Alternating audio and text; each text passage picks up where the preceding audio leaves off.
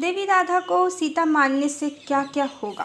Hello friends, previous video में हमने जाना कि भोगवाद की क्या मजबूरी है जिसके कारण देवी राधा या तो भक्त गोपी हैं या फिर काल्पनिक चरित्र मानी जाती हैं।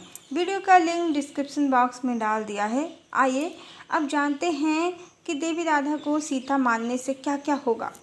सर्वप्रथम हम ये जानते हैं कि सीता कौन है। गोस्वामी तुलसीदास जी के अनुसार सीता आदिशक्ति हैं, जगदम्बिका हैं। जैसे उन्होंने लिखा है, जगदम्बिका रूप गुण खानी, से शोभा नहीं जाए बखानी। और ये भी लिखा है भगवान राम की ओर से कि आदिशक्ति जही जग उपजाया, सो अवतरहि मोर यह माया। अर्थात सीता योग माया आदिशक्ति हैं और जगदम्बा हैं। अगर राम परम ब्रह्म हैं तो राम की परम शक्ति है सीता। राम विष्णु के अवतार हैं, इसलिए सीता लक्ष्मी भी हैं। लक्ष्मी केवल धन की देवी नहीं है, वो रूप, सौंदर्य, प्रेम, कला, अन्न, जल, पोषण, सृष्टि की देवी हैं। माता हैं वो, उनमें पालन की शक्ति है। उन्हीं की शक्ति से भगवान विष्णु पालन करता है। जैसा आजकल गॉड और डेमी गॉड जैसे वर्ड यूज़ करते हैं भगवान और देवी देवताओं में भेद करने के लिए, तो ध्यान रहे लक्ष्मी डेमी गॉड नहीं हैं, वो गॉडेस हैं, वो गॉड हैं, भगवान विष्णु का अर्धांग हैं। वो ईश्वर के स्त्री रूप का हाईएस्ट फॉर्म हैं। वो धन की देवी हैं, वो भगवान के चरणों में रहती हैं। ये भ्रम है। कौन किसके चरण दबाता है ये पति पत्नी का एक व्यक्तिगत मामला है, पर्सनल मैटर है। वस्तुतः देवी लक्ष्मी भगवान विष्णु के पक्ष में निवास करती हैं क्योंकि वो उनकी आत्मा है। इसी बात का समर्थन पौराणिक कथा भी करती है, जहाँ भृगु ऋषि जब अपने पैरों से भगवान विष्णु के वक्ष पर प्रहार करते हैं तो देवी लक्ष्मी भगवान से रुष्ट हो जाती हैं कि आपने मेरा अपमान कैसे सहन किया, क्योंकि वो उनके वक्ष में बैठी हैं, वहाँ पैरों से प्रहार करना उनका अपमान है। इसके बाद देवी लक्ष्मी रुष्ट होकर धरती पर अवतरित होती हैं और पीछे पीछे भगवान भी अवतरित हो जाते हैं। वास्तव में ईश्वर निराकार हैं, फिजिकल बॉडी में नहीं हैं। ये मात्र कथा ईश्वर के अवतरित होने के रहस्य की है कि किस प्रकार परमात्मा धरती पर जब अवतरित होते हैं तो स्त्री और पुरुष का शरीर धारण कर लेते हैं। पर यह कथा ये भी बताती है कि भगवान का स्त्री तत्व उनकी शक्ति है, उनकी आत्मा है और वो उनके हृदय में रहती हैं, चरणों में नहीं। ये कथा ये भी बताती है कि स्वयं भगवान अपनी स्त्री को अपने हृदय में रखते हैं, चरणों में नहीं। ये तो महत्व है देवी सीता का या देवी लक्ष्मी का। इसी कारण परमात्मा की सनातन अर्धांगिनी होने के कारण राम उनके परिणय सूत्र में जब बनते हैं तो एक पत्नी व्रती रहते हैं। स्वयं से ही विवाह किया है भगवान ने राम अवतार में। और अब यदि देवी राधा को सीता माना जाए तो स्पष्ट है कि क्यों प्रेम होने के बाद भी भगवान ने उनसे विवाह नहीं किया, क्योंकि सनातन अर्धांगिनी के रहते जीवात्माओं से विवाह संभव नहीं।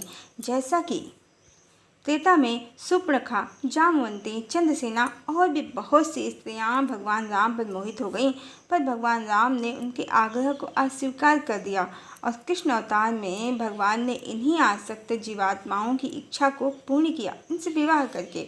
और देवी राधा से प्रेम होने के बाद भी विवाह नहीं किया। और इस तरह कारण और रहस्य दोनों ही स्पष्ट है कि श्री कृष्ण परम ब्रह्म हैं और राधा आदिशक्ति, और रुक्मिणी समेत श्री कृष्ण की हजारों पत्नियां मात्र आसक्त जीवात्माएं। एक परम ब्रह्म और एक आदिशक्ति से ही समस्त जगत संचालित हो रहा है। इस तरह पूर्णतया स्पष्ट हो जाएगा। श्री कृष्ण ने भी श्रीमद् भगवद गीता में बार बार यही कहा है, एको अहम द्वितीयो नास्ति। तो इस प्रकार देवी राधा को सीता मानने से, आदिशक्ति मानने से नकली गोलोक और वहाँ से अवतरित नकली श्रीदेवी, भूदेवी, लीला देवी, सुशीला देवी सबका नाश हो जाएगा और ओंकार स्वरूप निराकार परम ब्रह्म का सत्य सर्वत्र हो जाएगा।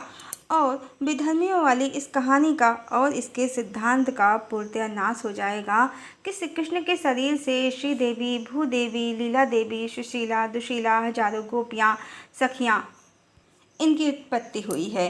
जैसे कि दूसरे धर्म में पुरुष को प्रधान समझते हैं और पुरुष के अंग से स्त्री की उत्पत्ति को मानते हैं, इस सिद्धांत का नाश हो जाएगा।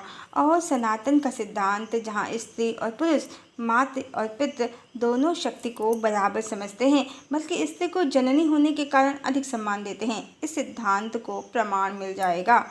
और ब्रह्म आदिशक्ति ही सृष्टि का मूल है और आदिशक्ति संसार की जननी है। वो भगवती होने से भगवान की अत्यंत प्रिय और एकमात्र अर्धांगिनी हैं, समस्त जगत की संचालन शक्ति हैं।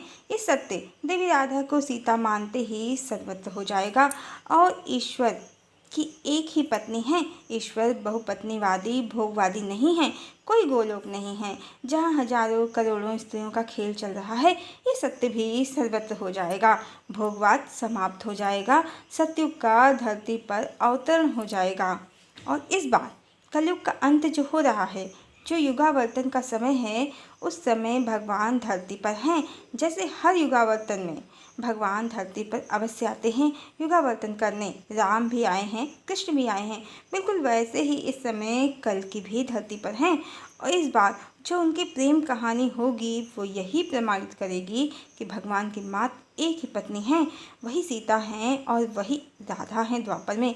और इस कलयुग में वही रमा और पद्मा दोनों नाम वाली एक ही स्त्री हैं। और इसी के साथ सारे मिलावटी ग्रंथ, पाखंड की शाखाएं जो भगवान की 2, 4 या 1000 पत्नियां बताते हैं, सबका नाश हो जाएगा और पूर्णतया स्पष्ट हो जाएगा मनुष्य भोगवाद के कारण भगवान की जो कई पत्नियों की कल्पना करते, शास्त्रों में मिलावट करते हैं, ये मनुष्यों का चरित्र है, परमात्मा का नहीं। परमात्मा विशुद्ध तत्व हैं, परम ब्रह्म हैं और उनकी मात्र और मात्र एक ही पत्नी हैं, आदि शक्ति हैं। और इस तरह धरती पर पुनः लक्ष्मी नारायण का राज स्थापित हो जाएगा।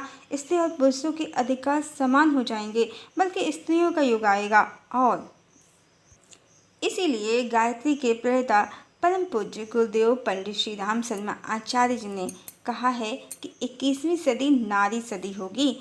बिना नारी को सम्मान दिए, उसके अधिकार उसे दिए बिना सत्युग की स्थापना संभव नहीं।